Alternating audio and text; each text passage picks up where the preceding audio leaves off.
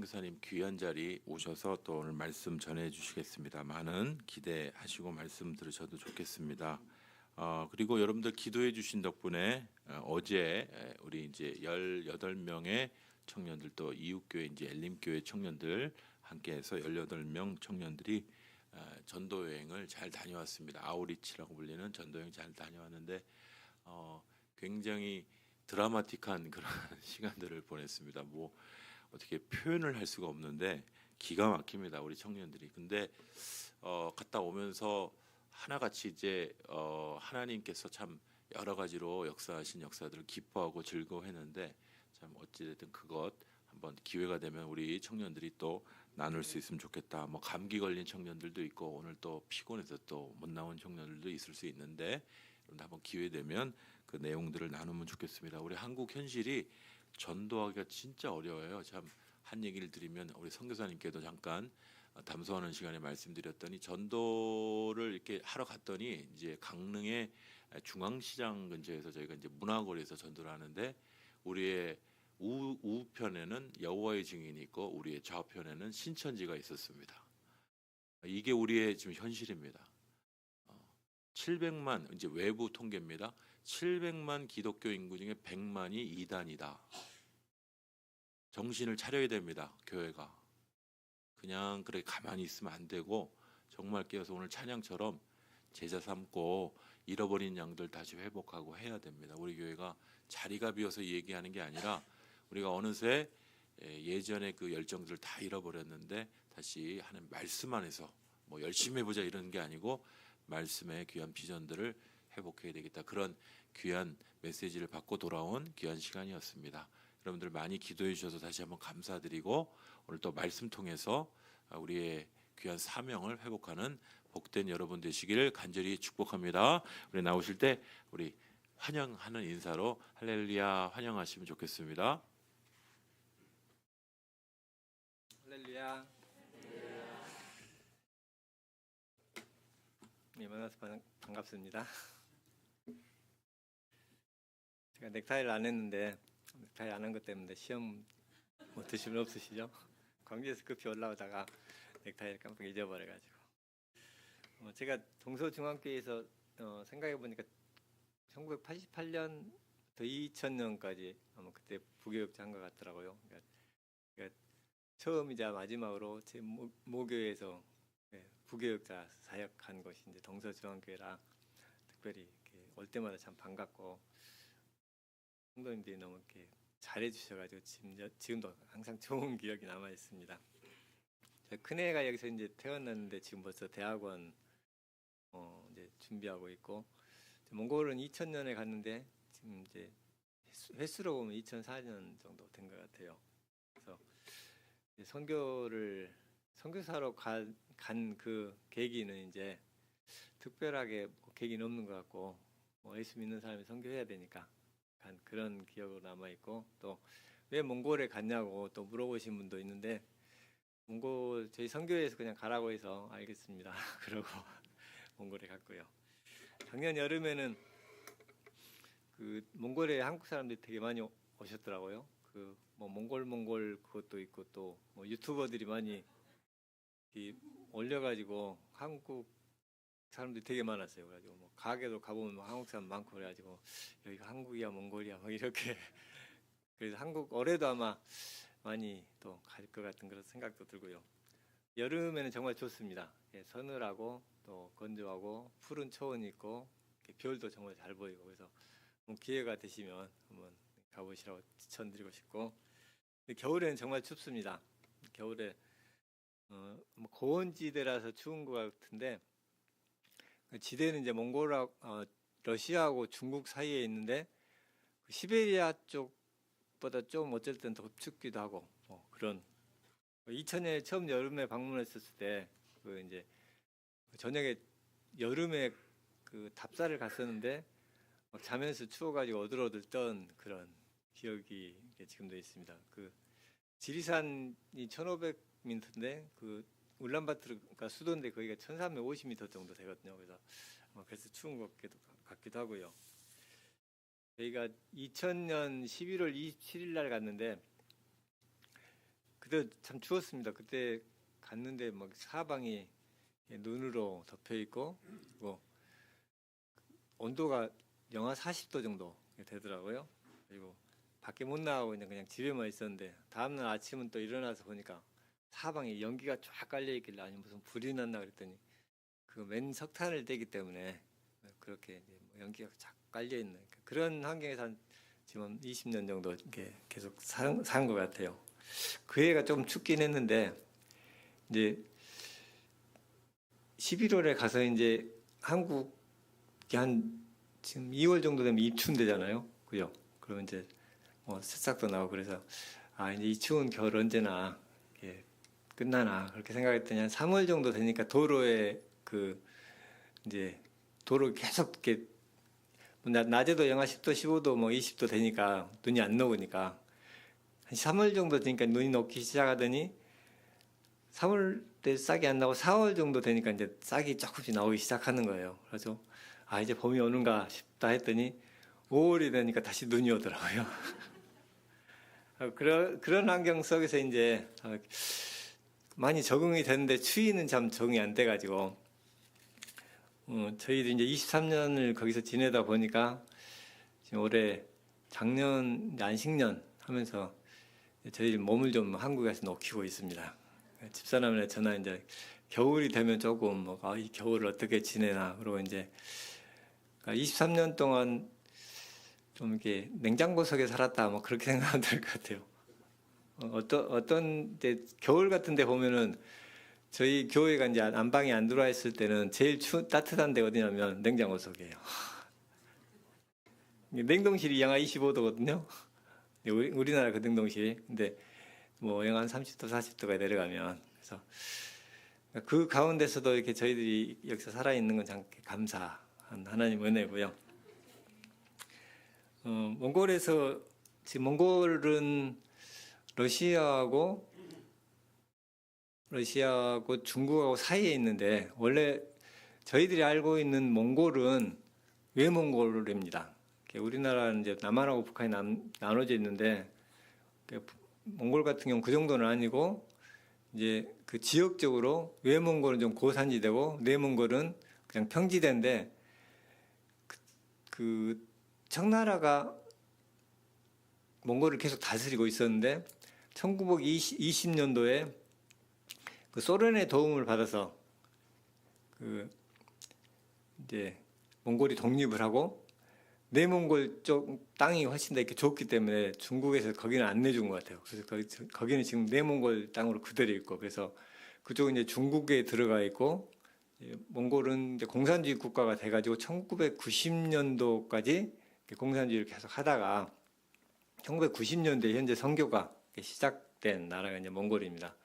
원래 징기스칸 때 복음이 들어와서 그때 아주 왕성하게 징기스칸을 이렇게 도왔던 케레이트족이라는 그 족은 그 부족 20만 명 정도가 그 전부 다 이렇게 집단적으로 세례를 받을 정도로 그렇게 이제 복음이 참 전파가 잘 됐는데 징기스칸 죽은 이후에 이제 몇 대 다음에 이제 그 티베트 불교를 자기들 종교로 받아들이게 되면서부터 이제 거의 기독교가 흔적이 없이 사라진 것 같아요. 그래서 1990년도에 이제 복음이 들어왔고 복음이 들어온 뒤로 그때 한 8명 정도 그 기독교인이 있었는데 지금은 한 6만 명 정도 그렇게 해서 교회는 600교회 정도 되고 또 신학교 한 7개 정도 돼서 한 4년 정도 되는 이 기간 동안에 하나님께서 몽골 교회를 많이 이렇게 부흥하도록 이렇게 은혜를 주셨습니다.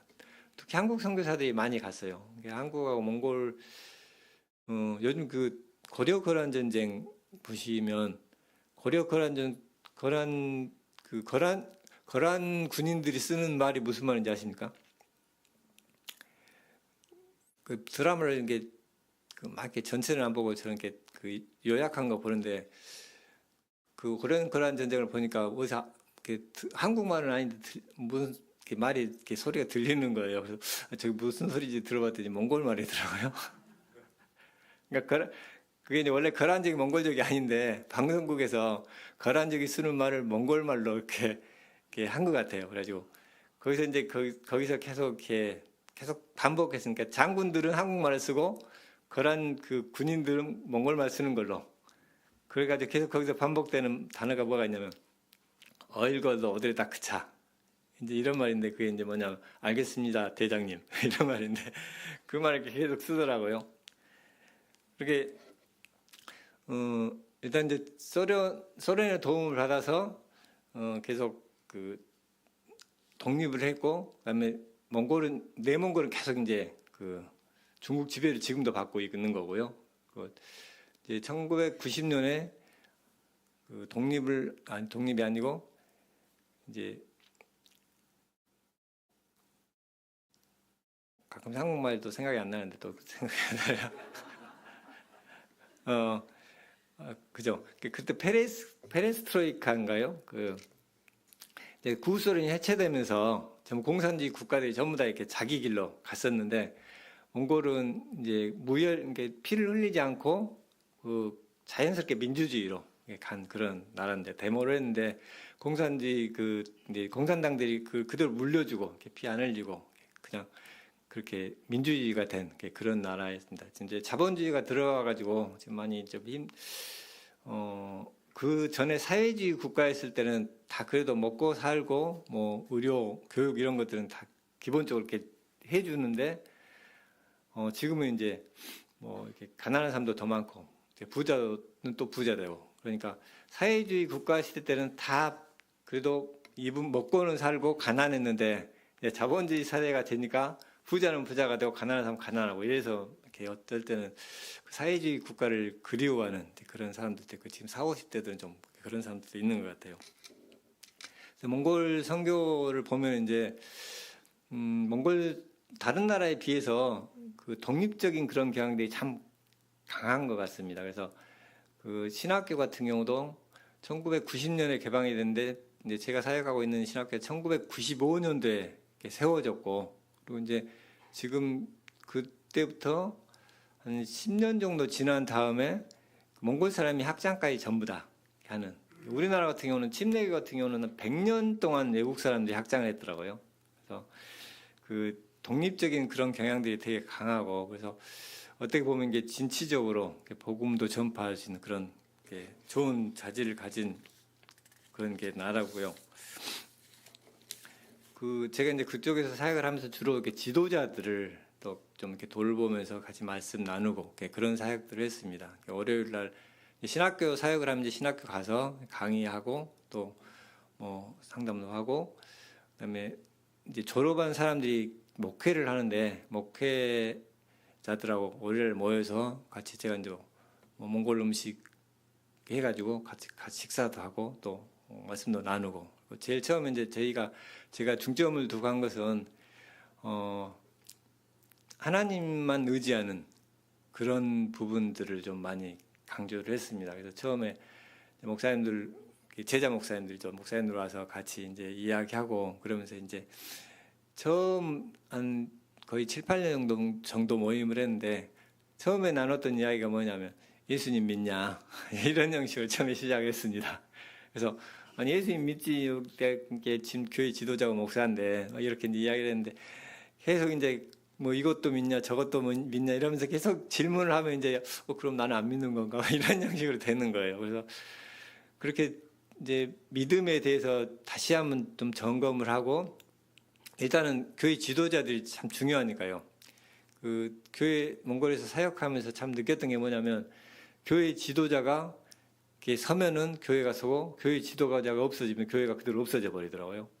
그러니까 교인들은 있고 교회 모임 장소에 있는데 지도자가 이제 어떻게 소천하거나 아니면 지도자가 믿음이 약해서 떠나 그러면 교회 자체가 없어져 버리는 거예요. 그래서 이게 지도자가 이렇게 중요하는구나. 어떻게 보면은 저희들이 이제 제가 나가서 이제 선교를 하거나 여러분들이 또 여기서 기도를 할 때도 지도자들이 잘 세워지기 위해서 기도를 해야 될 것 같아요. 그래서 지도자가 한 명 서면은 교회가 바로 서고 교회 하나가 선다고 생각하시면 됩니다. 1세대 지금 이제 지도자들은 거의 이제 34년 정도 됐으니까 거의 1세대들이죠. 이제 예수님 믿고 그다음에 그 자녀들이 이제 지금 뭐 중고등학교, 대학교 되는 그런 건데 되게 신앙생활 할 때 보면은 1세대들이 고생하는 것 같아요. 여기도 보면 이제 1세대 분들이 계시고 2세대, 3세대 분들인데 2세대부터는 좀 복을 받아요. 2세대부터는 이제 부모님의 덕을 보고 그다음에 이제 뭐 할머니, 할아버지의 덕을 보는데 자기 때 믿음을 시작하면 진짜 힘들어요.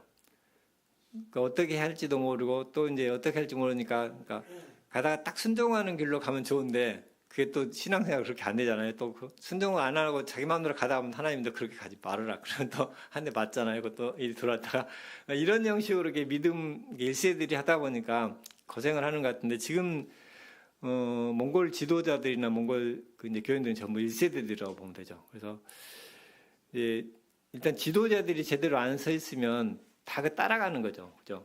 지도자 한 대로 다 하는 거 아닙니까? 그래서 지도자들이 말씀에 바로 설 수 있고 또 하나님 외에 다른 것은 의지를 하지 않고 또 가정을 바로 세우고 또 아빠로서 또 이제 남편으로서 살아서 그런 부분들인데 초점을 가지고 이제 했습니다. 그래서 이제 그 지도자로 같이 이렇게 하면서 보니까 하나님께서 그렇게 하니까 이제 지도자들이 하나님을 이렇게 의지하고 하나님께만 나가는 그런 부분들 이렇게 연습들을 하더라고요. 그래서 그 하나님께서 그 가정들도 회복시키시고 또 이제 믿음들을 더 이렇게 회복시키신 거 물론 뭐 1년에 되는 일은 아니지만 계속 같이 하면서 제가 이제 여기 한국에 나와 있는 동안에도 페이스북으로 계속 메신저로 또 이야기하고 또 어려운 부분이 있으면 같이 또 상담하고 그런 형식으로 이렇게 말씀들을 나누고 있습니다.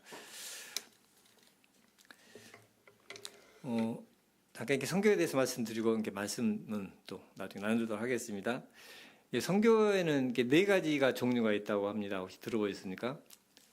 선교는 가는 선교가 있습니다. 저같이 뭐 직접 가는 선교가 있고 또 뭐 이렇게 선교지에 단기 선교로 갈 수도 있고 뭐 어떻게 보면 아웃리치 같은 그런 경우도 될 수 있겠죠. 이게 가는 선교가 있고 그다음에 보내는 선교 있습니다. 내가 직접 머무러 가지는 않지만 헌금으로 후원하기도 하고 그다음에 선교사들이 거기 가서 선교를 할 수 있도록 이제 뭐 기도도 계속하고 이렇게 보내는 선교를 하는 거죠. 그다음에 세 번째로는 선교 동원 선교가 있습니다. 동원 선교는 뭐냐면 선교에 대해서 전혀 모르고 선교를 안 하는 사람들한테 선교하십시오. 선교해야 됩니다. 이건 우리가 정말 해야 될 일입니다. 그리고 이렇게 동원하는 거예요. 그래서 가게도 하고 또 선교헌금 안 하는 사람 있으면 선교헌금도 하게 하고 뭐 이런 형식으로. 그다음 또 한 가지는 이제 환영하는 선교가 있습니다. 혹시 들어보셨습니까? 환영하는 선교는 뭐냐면 저는 이제 몽골로 갔는데 몽골이나 뭐 우즈벡이나 이렇게 러시아나 그쪽에서 한국을 오는 사람들 많잖아요. 한국에 오는 사람들을 이렇게 환영해서 선교하는 거예요. 사실 저희들이 이제 몽골에 지금 24년 정도, 횟수로 24년인데, 제일 힘든 게 뭐냐면 거기서 사는 거예요. 성경에서도 그 외국인들을, 그러니까 이방인들을 잘해주라고 이스라엘 사람들한테 그렇게 이야기했거든요. 그 외국에 가서 사는 게 힘든 게 뭐냐면 일단은 소수예요. 소수는 항상 어디 가든지 힘듭니다. 그러니까 소수는 이게 다수의 사람들이 생각하는 거하고 생각 안 하거든요. 그래서 다른 방식으로 이제 행동을 하면 이제 다수의 사람들이 소수의 사람들을 핍박하는 거예요. 근데 소수의 사람들은 배운 게 그거밖에 없으니까 그렇게 살죠. 그리고 이제 언어적인 부분이 있습니다. 저도 이제 가서 뭐 이렇게 설교나 강의도 몽골어로 하고 그다음에 이제 상담도 몽골어로 하고 그러거든요. 근데 이게 한번 관공서를 찾아가려고 그러면 진짜 힘들어요.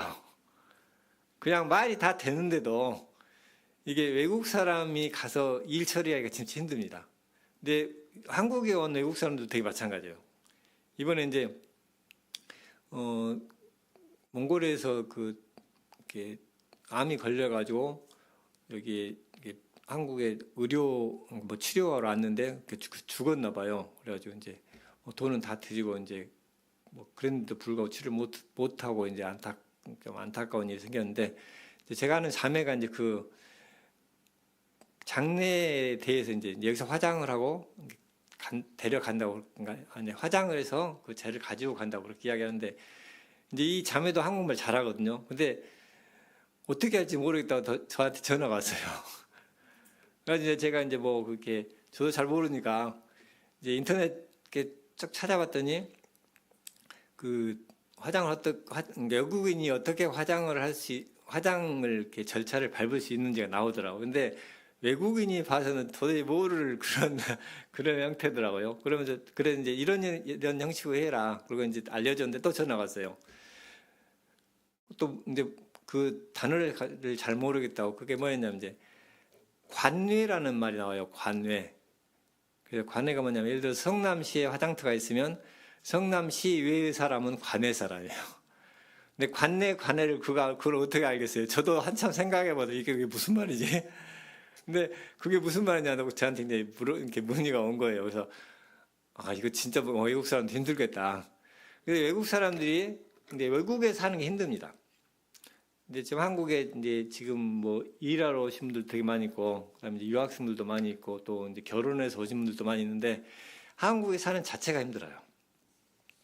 그래서 저희들이 이제 옆에 외국 사람들이 살고 있으면 저희들이 친절을 베풀어 주는 게 좋습니다. 그게 정말 성경적이에요. 그리고 그 사람들이 전부 다 선교지에서 오는 사람들이 되게 많거든요. 그래서 그 사람들에게 예수님을 전해주고 하나님이 믿을 수 있도록 이게 이제 환영하는 선교입니다.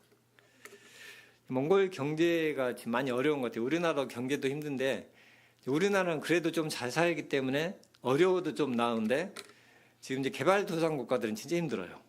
물가들이 엄청 올라가기 때문에. 그래서 지금 한국에도 한 6만 명 정도 몽골 사람만 해서 그렇게 들어와 있다고 그러더라고요.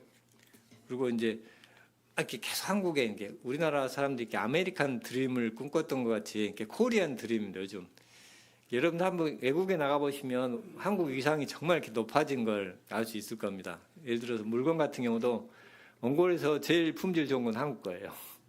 뭐 독일 거, 뭐 일본 거 이런 것보다 한국 제품 막 선호해요. 그런 거 같이 그래서 이제 한국에 가면은 예를 들어서 몽골에서 한 3일, 한국에서 한 3, 4일 정도 뭐 이렇게 노가다에서 벌 돈이면 몽골에서 한 달, 2달 월급 되거든요. 그러니까 이제 한국에 오려고 그러는 거죠. 근데 한국에 오면 이제 살기가 만만치가 않죠.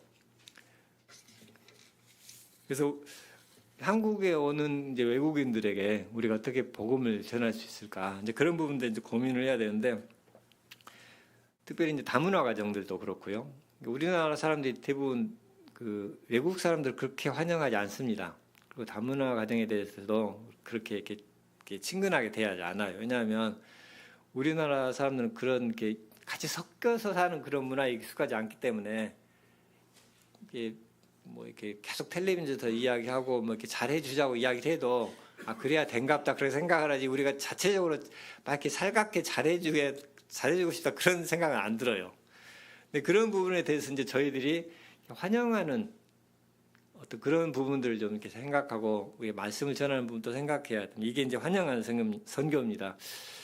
제가 이제 저희 이제 아내하고 저하고 이제 그 몽골에서 오래 살다 보니까 이제 좀 몸이 많이 이렇게 차진 것 같은 게 냉증이 좀 이렇게 많이 들었다 그럴까요? 그래서 일단 겨울이 한 10월 정도 되면 올 겨울은 어떻게 또 지내야 되나 뭐 이런 형식 생각이 들고 한 3, 4년 전 정도에는 이제 겨울 지내기 되게 무섭더라고요. 그래가지고 겨울엔 여기 들어와서 이제 지내면서 또 안식년하고 그랬는데 아마 앞으로 사역들도 일단 몽골어도 하고 또 몽골어 문화나 여러 가지 배운 것들이 있기 때문에 그것들 다 이렇게 쓰지 않는 것은 그건 이제 아닌 것 같고 그래서 몽골도 왔다 갔다 하면서 또 한국에서 몽골인 대상이나 아니면 또 다문화 또 대상으로 해서 사역을 하는 그런 부분들을 위해서도 기도들을 하고 있습니다.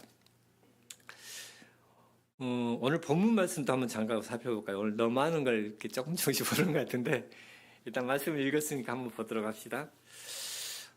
사도 바울이 오늘 3차 전도 여행을 마쳤습니다. 그렇죠?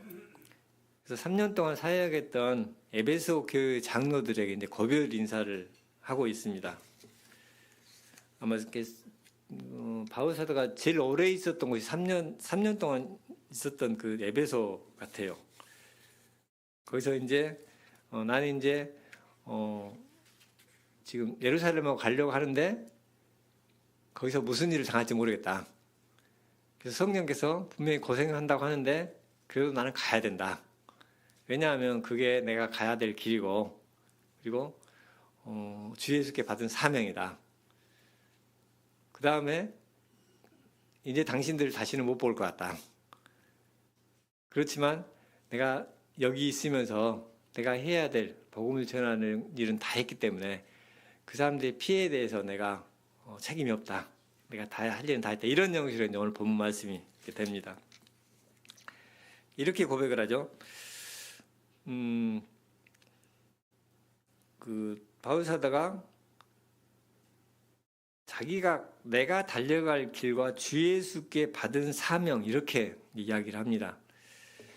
이제 그리스도인들에게는 이렇게 두 가지가 있습니다. 소명하고 사명하고. 소명하고 사명하고 소자를 좀 이렇게 오자를 아자로 바꾸면 사명이 될 것 같은데 소명하고 사명하고 이게 그리스도인들은 두 개인데 소명하고 사명은 좀 두 개 조금 달라요. 소명은 뭐냐면 그리스도인으로 예수 그리스도를 영접하고 회개하고 하나님을 믿는 믿음으로 부르심에 순종하는 게 소명입니다. 이게 이제 기본적인 부르심이에요. 우리들에게 여러분들에게 하나님께서 너 지금까지 그렇게 살던 거 그렇게 살지 말아라. 그렇게 살면 안 되지. 회개해라. 예수님 믿어라.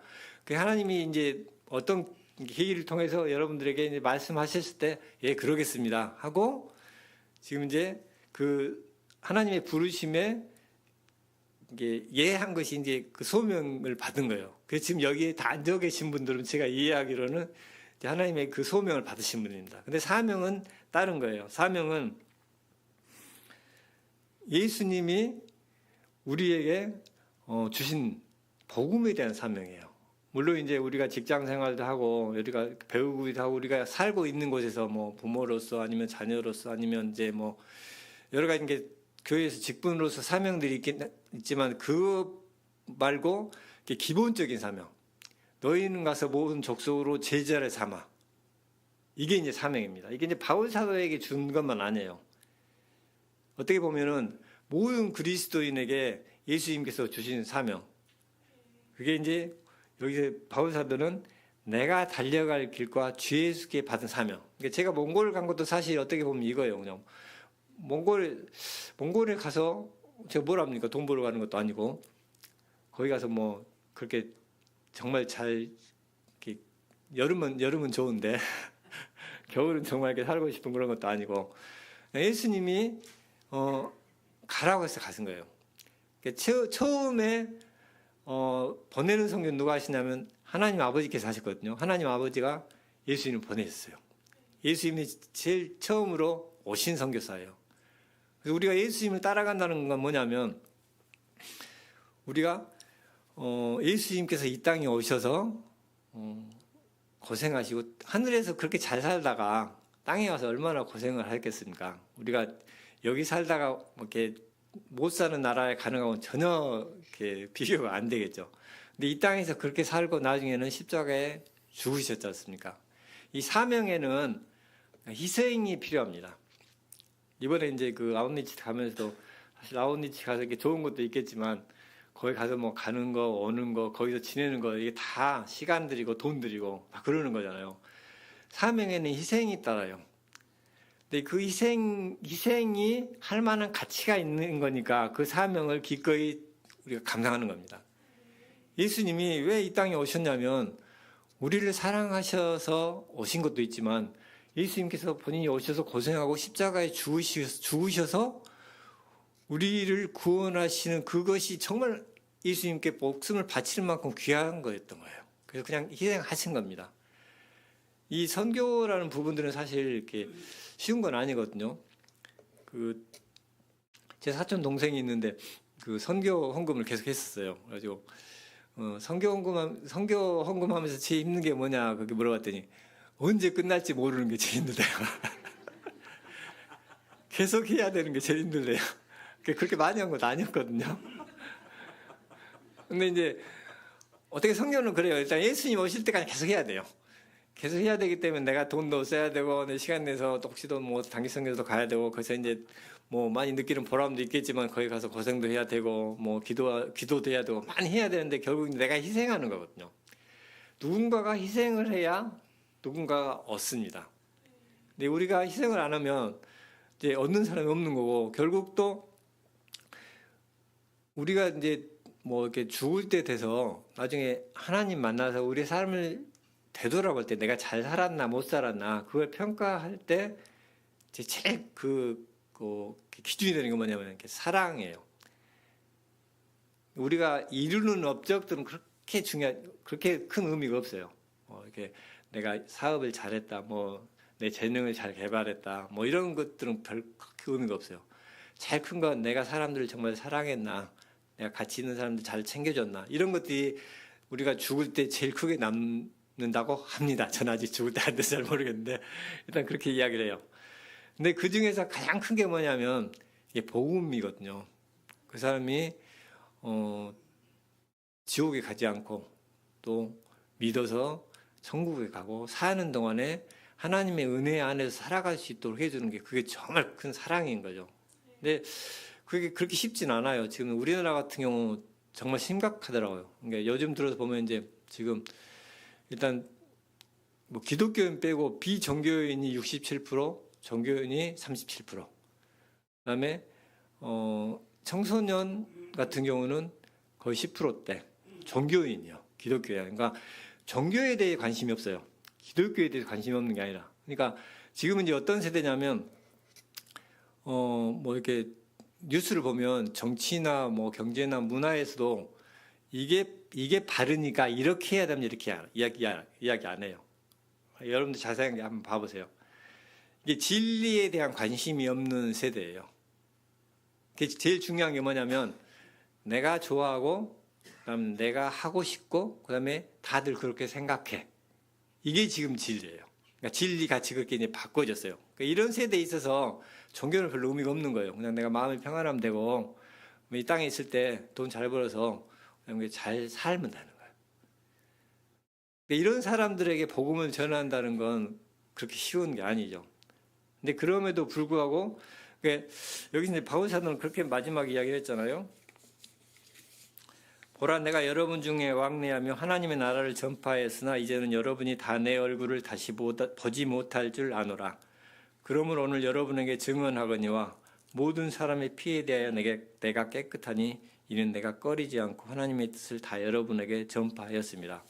이게 지금 어디에 나오는 말이냐면 에스겔에 나오는 이야기인데 에스겔을 선지자로 부르면서 하나님 뭐라 그러냐면 만약에 어떤 사람이 죄를 지었는데 내가 너한테 그 사람이 회개하라고 이야기를 했는데 그 사람이 네가 회개하라고 이야기를 했는데도 불구하고 그 사람이 죄를 해결 안 하면 내가 그 책임을 그 사람한테 물을 거다. 근데 만약에 그 사람이 죄를 지었는데 내가 너한테 그 사람한테 회개하라고 이야기를 했는데도 네가 그 사람한테 회개하라고 이야기를 안 하면 그 피를 너한테서 찾을 거다. 이런 형식으로 이야기한 거예요. 그러니까 에스겔 선지자 보면 에스겔에서 한번 여러분 보시면 에스겔 선지자 에스겔 선지자 사역을 할 때 엄청 고생을 많이 하거든요. 막 몸으로 하고 자기 부인이 죽는 것까지 선교 사역에 포함이 돼요. 어떻게 보면 엄청난 어떤 우리가 상식적으로 이해하기도 어떻게 이렇게 선지자를 할까 사역을 할까 그런 사람이 에스겔인데 이제 바울 사도가 이것을 이제 인용해서 이야기한 거예요. 나는 내가 해야 될 복음에 대한 부분들 다 이야기했다. 그래서 나는 이제 이렇게 말하기가 정말 쉽지 않죠. 그러므로 오늘 여러분에게 증언하거니와 모든 사람의 피에 대하여 내게 깨끗하니 이는 내가 꺼리지 않고 하나님의 뜻을 다 여러분에게 전하였습니다. 사실 내가 만나는 모든 사람들에게 내가 다 전해야 된다. 이것은 정말 힘들 것 같아요. 그리고 이제 가능성이 있는 것도 아니고. 근데 여기서 이제 뭐라고 이야기하냐면 내가 꺼리지 않고 하나님의 뜻을 다 여러분들에게 전했다. 이렇게 이야기를 합니다. 바울 사도가 전한 하나님의 뜻은 크게 두 가지로 이야기를 한 것 같아요. 첫 번째는 하나님에 대한 회개, 예수님에 대한 믿음. 우리들 옆에 안 믿는 사람들 많이 있잖아요. 안 믿는 사람이 없으신 분들은 좀 문제가 있습니다. 안 믿는 사람이 옆에 있어야 돼요. 안 믿는 사람이 없는 것은 다 믿는 사람만 살고 있다는 소리야 지금. 복음을 전할 필요가 없어. 안 믿는 사람이 옆에 있어야 돼요. 어느 정도 기간이 지나면 신앙생활하면 나중에는 믿는 사람들 안 믿는 사람들하고 이렇게 상종을 안 하거든요. 그건 잘못된 겁니다. 안 믿는 사람이 계속 있고 내가 있어서 그 사람들이 복음을 접할 수 있어야 돼요. 그래서 그 바울 사도가 이야기했던 그 두 가지 있잖아요. 하나님께 대한 회개. 지금까지 하나님 몰랐고 하나님 무시했고 하나님에 대해서 신경도 안 썼어. 하나님에 대해서 그냥 내 마음대로 살았는데 하나님께 대한 회개와 그다음에 예수 그리스도께 대한 믿음. 예수님이 죽으셔서 내 죄를 위해서 죽으셨고 그다음에 내가 죄 용서함을 받고 그다음에 새롭게 삶을 시작하는 것. 이런 부분에 대한 것들을 우리가 알고 있는 사람들에게 이렇게 꺼리낌 없이 이야기를 해야 됩니다. 그리고 그게 쉬운 건 아니에요. 우리 측에서 희생이 필요해요. 어떻게 이걸 효과로 전할지. 복음에 대해서 관심이 없는 사람들, 진리에 대해서 관심이 없고 그냥 노후 생활을 어떻게 잘해야 되는지, 그다음에 집에 이제 집 평수가 좀 더 크면 좋겠고 차가 좋은 거 있으면 좋겠다. 뭐 이런 부분에 관심이 있는 사람한테 복음을 전하는 것은 쉬운 부분은 아닙니다. 근데 저희들이 해야 될 부분은 하고 그 사람들이 믿는 건 하나님께 사실 부분들이에요. 제일 전도할 때 힘든 분들이 좀 두려움이거든요. 저 사람들이 받으려나? 내가 말하면 이게 좋다고 생각하나? 저 사람도 잘 살고 있는 것 같은데 굳이 이걸 전해야 되나? 이런 생각들이, 오만 생각들이 막 저희들한테 나오거든요. 그래서 이런 부분들을 우리가 바울 사도가 이제 이렇게 사역을 정리하면서 고백했던 것 같이 우리가 우리 생을 마칠 때 또 어떤 사람들하고 이렇게 만남이 끝날 때 내가 거리낌 없이 내가 당신에게 해야 될 부분은 다 이렇게 전한 것 같습니다. 난 피에 대해서 깨끗하며 이렇게 고백을 할 수 있으면 참 좋겠어요. 여러분들이 우리 동서중앙교회가 참 이름이 좋습니다. 항상 그 동서중앙교회 생각하면서 그 이름이 좋다고 생각하는 게 뭐냐면 동서의 중앙에 있다. 이 동서중앙교회거든요. 그래서 이 동서중앙교회가 그 복음에 있어서 깨어 있고 지금 우리나라는 참 뭐가 필요한 것 같냐면 각 개교회들이 이제 살아나는 부분들이 필요한 것 같아요. 이제 가끔씩 설문조사들 보면 이제 이렇게 교회 생활을 방황한 사람들이 되게 많아요. 그 사람들이 마음은 있어요. 어떤 면에서 보면 이제 새로운 사람들 복음 전파하는 것도 필요하지만 이제 기존에 이렇게 지금 이제 방황하고 있는 사람들 어떻게 이렇게 하나님을 다시 또 이렇게 알도록 또 우리가 권면하는 그런 부분도 필요할 것 같습니다. 오늘 말씀을 좀 두서없이 전하는 것 같은데 하나님께서 일하셨으리라고 여러분들 제게 저를 보면서 웃으면서 이렇게 저를 향하신 걸 보면서 하나님께 감사를 드리고 같이 한번 기도하도록 하겠습니다. 하나님 감사합니다. 바울 사도가 나의 달려갈 길과 주 예수께 받은 사명을 온전히 수행하기 위하여서 내 목숨을 바치는 것도 아끼지 않겠다 그렇게 고백을 했습니다.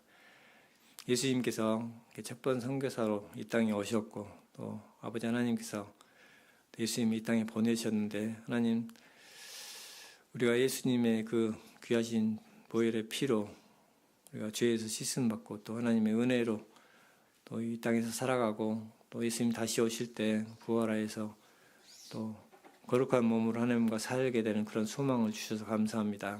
우리가 사는 시대들이 참 힘든 시대입니다. 하나님 그렇지만 하나님께서 살아계시고 또 성령님께서 우리 안에 계시고 또 예수님께서 우리를 위해서 늘 중보기도하고 계심을 압니다. 우리가 날마다 믿음으로 살게 하여 주시고 또 우리 동서중앙교회가 하나님이 기뻐하시고 또 선교하는 교회로서 또 많은 사람들을 또 깨우고 또 복음을 받아들일 수 있도록 전하는 귀한 사명들을 감당할 수 있도록 은혜를 허락하여 주십시오. 감사합니다. 예수님 이름으로 기도합니다. 아멘.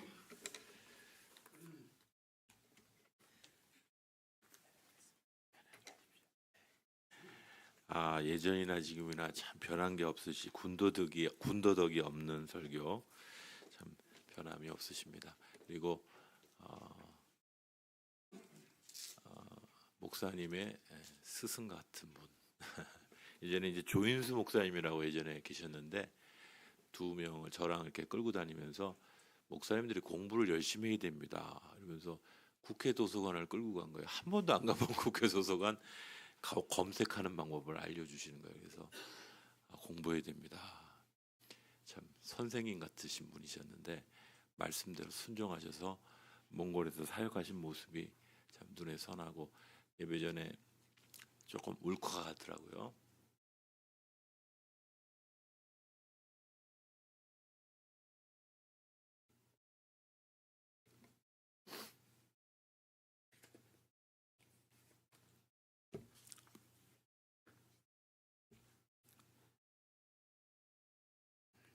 저 때문에 울컥한 게 아니고 바울 사도가 떠올랐습니다. 바울 사도는 마지막 생애를 가택연금의 상태에 머물러 있었는데 자유도 없는 몸을 가진 이 사도 바울은 하나님 나라에 대해서 선포하면서 그렇게 고백합니다. 내가 맡겨진 일들을 이렇게 마무리하는데 당신들은 하나님의 나라를 전할 것을 마지막에 전하는 사도 바울의 모습이 우리 선교사님의 23년 사역을 그대로 보여주는 것 같은 그런 감동이 있었습니다.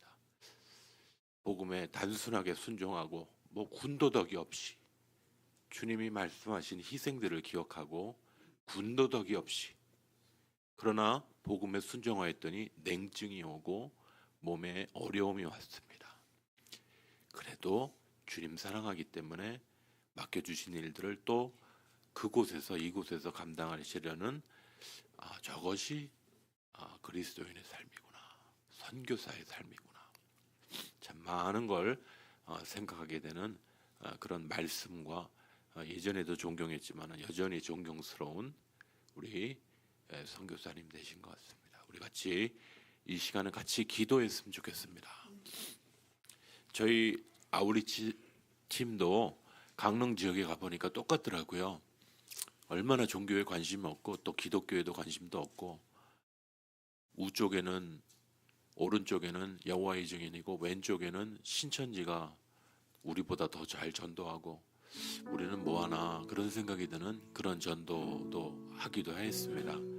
여러분 우리 같이 열심히 전도합시다가 아니라 우리 다시 한번 오늘 주신 말씀 속에서 잠잠히 군더더기 없이 그리스도인으로 나는 하나님께 대한 회개와 주 예수 그리스도에 대한 믿음을 가지고 살고 있는지, 내가 처음 믿었던 그 신앙 지금 여전히 붙들고 있는지, 여러분은 하나님의 나라에 들어와 계십니까? 여러분은 하나님의 나라의 백성으로 살아가고 계십니까? 그분이 여러분의 주인이십니까? 열심히 하자는 얘기가 아니고 여러분은 하나님 나라 백성으로 그 안에 서 있는 것이 행복합니까? 아니면 세상을 바라보고 있습니까?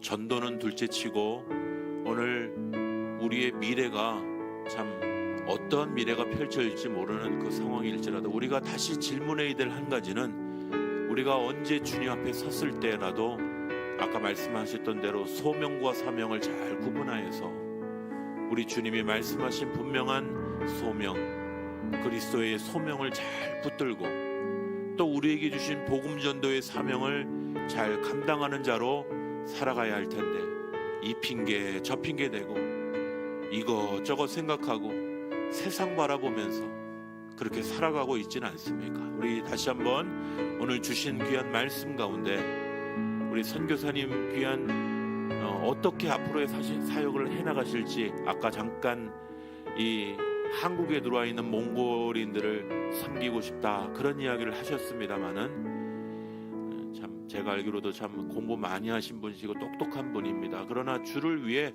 그냥 단순히 다 희생하고 산 귀한 두 우리 선교사님 또 선교사님 사모님은 수술을 2번이나 그렇게 하셨다고 합니다.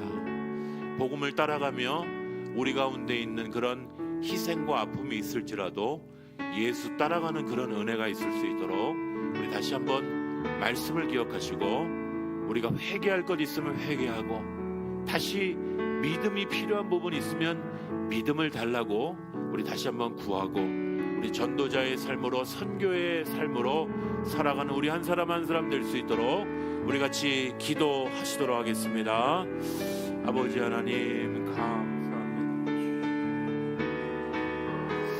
거창한 말과 거창한 선교의 보고가 아닌 하나님의 말씀을 붙잡은 주의 종을 통해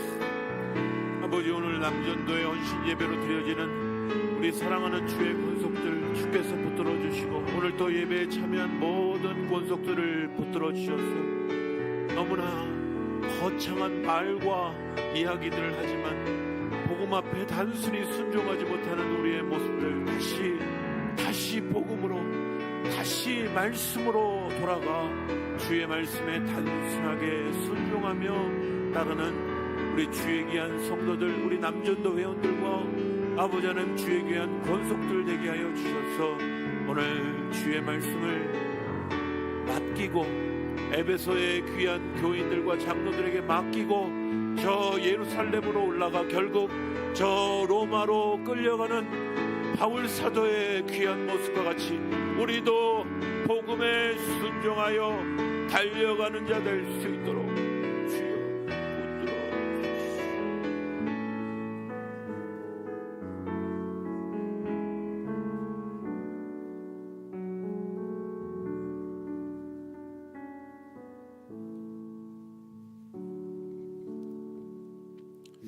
주님 감사합니다. 오늘 남전도의 헌신 예배로 주 앞에 드리며 귀한 선교사님 통하여서 우리가 가야 할 길과 우리가 서 있어야 할 모습을 오늘 또 귀한 바울 사도의 믿음의 고백 다시 한번 기억하며 떠오르게 하여 주시고 붙잡게 하여 주심을 감사합니다. 다시 한번 주님 앞에 맡기기는 두 선교사님의 가시는 길을 주님 주관하여 주시옵소서. 아버지 하나님, 선교 사역 중에 냉증이 와서 아버지 하나님 본국에 이렇게 머물러 있습니다. 사모님은 수술도 하셨다고 합니다. 주여 모든 피로들을 채워주시고, 특별히 우리 선교사님 그곳에서 23년 동안 하시면서 배웠던 모든 것들을 이곳에서도 잘 감당할 수 있도록 이 한국 땅에 들어와 있는 6만 명의 몽골인을 위한 귀한 열려주시는 하나님의 귀한 사역이 선교사님께 연결될 수 있도록 주여 붙들어 주시옵소서. 우리도 동일하게 우리 땅에 우리의 이 코리안 드림을 이끌고 이 땅에 와 있는 많은 외국인들을 그냥 지나치는 외국 사람으로만 바라보는 것이 아니라 그들에게 복음을 전할 귀한 사명을 가진 교회로 우리가 순종하며 달려가는 우리 동서중앙교회 될 수 있도록 주님, 저희들도 젊은이들이 아울리치를 다녀와 참 마음과 모든 것들이 기쁘고 감사하지만은 우리의 삶의 현장으로 돌아와 어떻게 복음을 증거할 것인가 깊이 기억하며 말씀에 순종하는 우리 어린아이로부터 장년 노년에 이르기까지 모든 젊은이들도 선교에 어떻게 목숨을 걸 것인지 다시 한번 말씀 앞에 목숨 다시 한번 다짐하고 달려가는 복되고 아름다운 행복한 사명에 붙들려 사는 동서중앙교회 될 수 있도록 주여 함께하여 주시옵소서. 감사드리고 예수 그리스도의 이름으로 기도합니다. 아멘. 모두 일어서셔서 살아계신 주 같이 부르시고 선교사님 축도 주 하나님 독생자 예수 날 위하여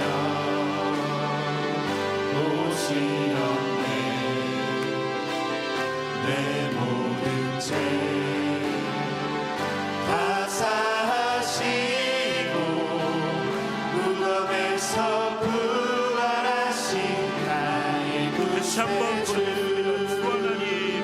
주 하나님, 독생자 예수 날 위하여 오시었네. 내 모든 죄 다 사하시고 무덤에서 부활하신 나의 구세주 살아계신 주 나의 참된 소망 걱정 근심 전혀 없네. 사랑의 주내 갈 길 인도하니 내 모든 삶의 기쁨 늘 충만하네.